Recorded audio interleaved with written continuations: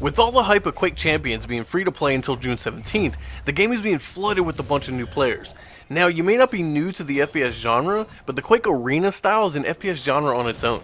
Quake Champions is fast, and it takes some skill and learning to come out with a victory.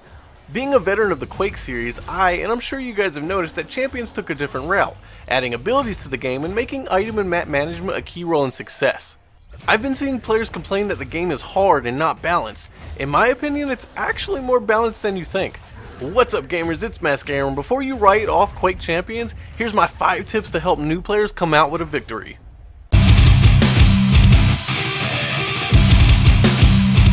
You don't see that every day! The first thing that I want to beat into everybody's brain is gear up. I can't stress that enough. There's items, armor, and weapon spawns all around the map. I know that sounds kind of like a no-brainer, but you'll be surprised how many players I run into that are using the stock weapons or don't have any armor.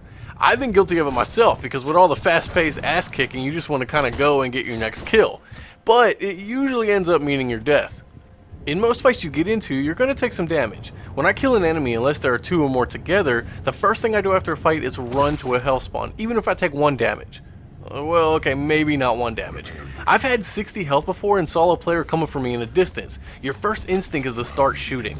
I didn't engage him though. Instead, I turned around because the mega health just spawned in the other room, which heals me for 100. They were a good player and I killed them with only 20 health left. So if I would have engaged with only 60 health and he did 80 damage to me, obviously I'm dead. Instead, I came out on top because I geared up. I know not every occasion you're going to be able to gear up. However, dare I say this, I've seen people camping the health and mega health spawn locations. Not a bad idea if you're new to the game and you need that extra edge. The next tip is know the map. I know everybody says that and it's such a generic tip and blah blah, but also I know it comes over time. You're not just going to jump into the game and know where all the items and player spawns are. However, there are illustrated maps you can find online that show all that information. I'll put some links in the description below. When you know where your favorite guns are and the direction of your enemies and armor, you're probably going to win. Next up is rocket jump. This is the OG skill of Quake. You want to get around the map fast, you want to jump up on a high platform without taking stairs or a ramp, you want to jump off the walls. The way to do that is with the rocket launcher. Basically, you shoot a rocket at your feet and it propels you in the direction you were going. You can shoot a rocket at the bottom of jump pads and send yourself really high into the air. You will take damage, especially if you keep doing it and you're not healing yourself. So be mindful if you're going to engage in a fight. It can also be a quick escape out of a fight to grab some extra health and armor. Next up is use your abilities often. The abilities in game are there to give you an edge. If you're waiting for the right moment to use it, then okay, but what if that moment is too late?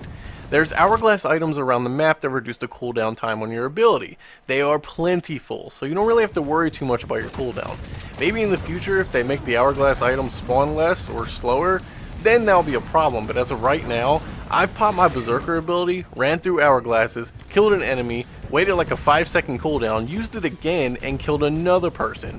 If I would have waited until I came up on the enemy to use it, then I may have killed the first enemy, sure, but chances are I would have faded out of berserker mode before the end of the fight with the second enemy.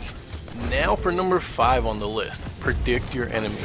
Predicting your enemy also kind of goes hand in hand with your aim.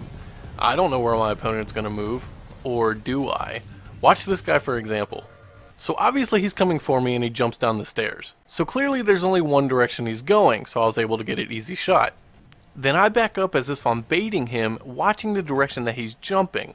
Now he's jumping right to left, so there's only 3 options here. 1, he's going to jump to my left again. 2, he's going to run straight for me. Or 3, which is what I would do, is jump off the platform and regroup the fight. He chooses to jump forward, which is not entirely a bad move because it actually did throw me off for a second. Now by this part of the fight, he's just making bad choices because he clearly sees I'm baiting him and he still goes back to the right and left movement. Well, there you go. There's 5 of my tips that I hope will help new players get their victory. Leave a comment down below if you have your own tips, leave a like if you want to see more videos like this, and don't forget to subscribe, and I'll see you guys in the next one. Peace!